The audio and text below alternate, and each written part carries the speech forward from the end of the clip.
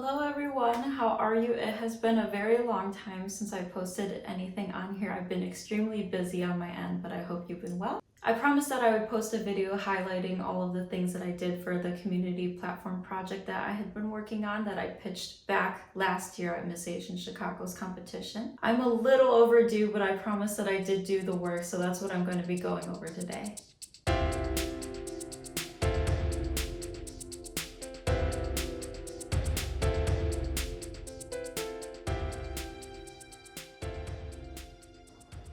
Bear with me as I read off of a script for the beginning part of this. I started making videos, albeit inconsistently, when I became a Miss Asian Chicago contestant in 2023 to document my journey and to share more about who I am on and off stage. Little did some of you know, I've been working hard to complete a year-long community platform project that I drafted as part of my agreement to compete in the pageant. The eligibility criteria and purpose of pageants might seem like a mystery to those who have never been in one. I myself never thought that I would be interested in doing them. But Miss Asian Chicago requires that its contestants think long and hard about what they want to positively impact in their community and how they're going to achieve it. As someone who had recently moved to a city with a new job and a fresh start, I thought this was an opportunity I should take to challenge myself, meet other ambitious people in the AAPI community, and to find an outlet to tell my story. There's 3 parts to this video, the first being what the community project itself is, why I chose to do this type of volunteerism, and the results that came from it. But before I get into that, I wanted to go over a few housekeeping items that I had. I do plan on posting more to my channel this year where I continue to document my journey in the pageantry process.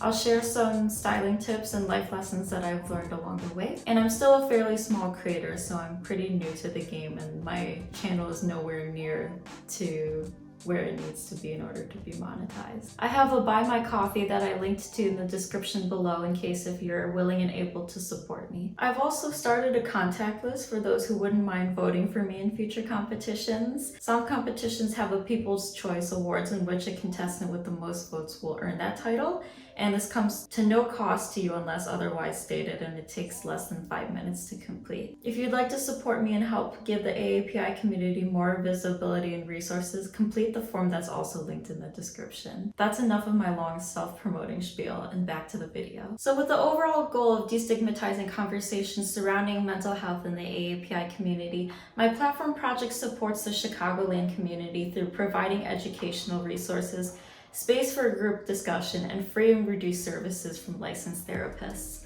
I'll break down how I made progress in each category.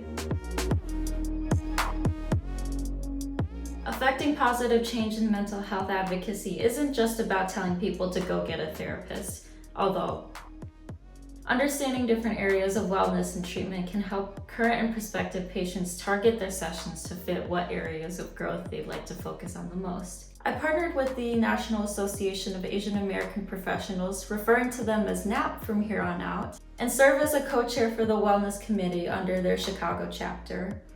NAP Chicago's wellness program offers monthly Wellness Wednesdays events where attendees can learn more about a specific topic related to one of the 8 domains of wellness. This isn't an extensive categorization of human wellness, but it's what our team likes to reference when planning for events. It's included here if you'd like to screenshot this and to reference for later. We either select a speaker who is conscious of cultural considerations and concerns, or have a team member lead the events. That's kind of where I come in because for the February event, Redefining Success, while I was competing in Miss Chinatown USA, is the one that I led, and I've supported topic and agenda research for all ensuing events. Learning objectives from past events include boundary setting, managing anxiety, and overcoming burnout. I've led one other major initiative under NAP, so you'll hear me mention them again in a few minutes. This journey to healing and to cultivating a healthy lifestyle is yours and yours only. However, you might be able to benefit from hearing from others who also share the same challenges as you, especially now when we're in this sort of loneliness epidemic where our socialization levels continue to decrease more and more every day. I partnered with Chicago Asian Women Empowerment and hosted a workplace confidence workshop in the Chinatown Public Library to kickstart this part of my project. Here I told 15 attendees about my story about how career dissatisfaction and self-comparison affected my mental health when I first entered the workforce. I then led several exercises asking them to identify unpleasant feelings and expectations they faced when navigating certain work environments, and then asking them to write affirmations after that, both to themselves and to each other. To one other attendee, that is. And I was really pleasantly surprised to see just how much everyone was willing to open up about their experiences to me and to each other that day, especially since not many knew each other going into the event. I really felt that you could see what difference it made for them to look around and think, wow, these people are just like me.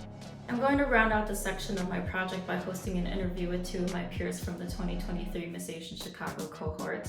I'll be asking them to reflect on their experiences 1 year after the pageant and share how they've been focusing on wellness both for their community platform projects and for themselves. I find that after pageants, the contestants get really busy. I mean, look how inconsistent I've been on my own channel due to my schedule, even though that's something that I've been wanting to pursue for a long time. And it could be hard to offer space and to check in with your sisters, who you got so close to and learned more about throughout the program. And that's why I decided to cast the net a little bit closer this time around. I'm trying to work to positively affect a few individuals closer to me because you know what, they're a part of my community too. This interview will be available to watch on my channel in the coming months, so be sure to check it out. Before we get to the last main goal of my project, I just wanted to point out the reason I refer to these settings as brave spaces instead of safe spaces, because just in like any other context where someone is volunteering their honesty and vulnerability, it's not really possible to promise safety, unfortunately. That's not something that I can guarantee in my workshops, and that's not something we can guarantee in any other setting. There's always a level of risk, however small, of judgment or tension from other parties, and I wanted to acknowledge this not only to create more realistic expectations for those who offer their perspectives in any of the events that I coordinate under this project, but also to thank them for their efforts. They truly do mean a lot to me, and I do not take them lightly. I always try my best to cultivate a culture of understanding and openness in every space that I create, but I recognize the effort that it takes to show up and to participate in these spaces, knowing that some of the thoughts that you shared are deeply personal. I first heard about this idea of safe versus brave spaces while observing another NAP workshop to give you a little bit of an idea of how this project has actually been beneficial to my own growth.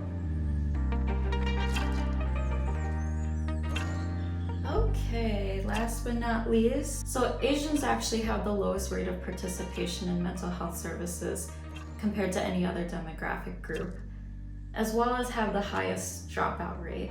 Lack of financial resources is not always to blame for all of these cases, hence this project having a multiple-pronged approach to be able to cover more bases. But there are options for those who don't have the money to start or stick with treatment. NAP actually has a program that existed before I started my project called the Wellness Therapy Fund, which I've been supporting along the way. And individuals and businesses are called to make donations that are eventually used to connect beneficiaries with licensed AAPI therapists in the Chicagoland area for up to 8 pro bono sessions. There's still much to be done as far as spreading awareness for the fund, and while we continue to promote it, I've been supporting additional fundraising efforts.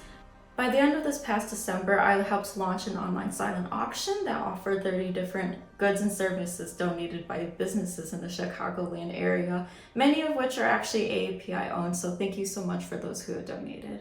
The auction went live on World Mental Health Day and ran until before the new year, and proceeds of the items that received bids will go towards the fund, and we plan to offer the remaining items as raffle prizes during future events.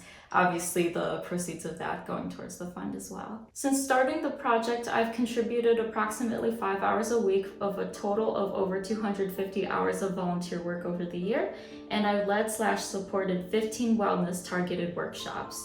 Through the silent auction, I helped raise over $4,000 in item value for the therapy fund and for future wellness activities. Although this about includes the work that I promised my community, I know that there's plenty more that can be done.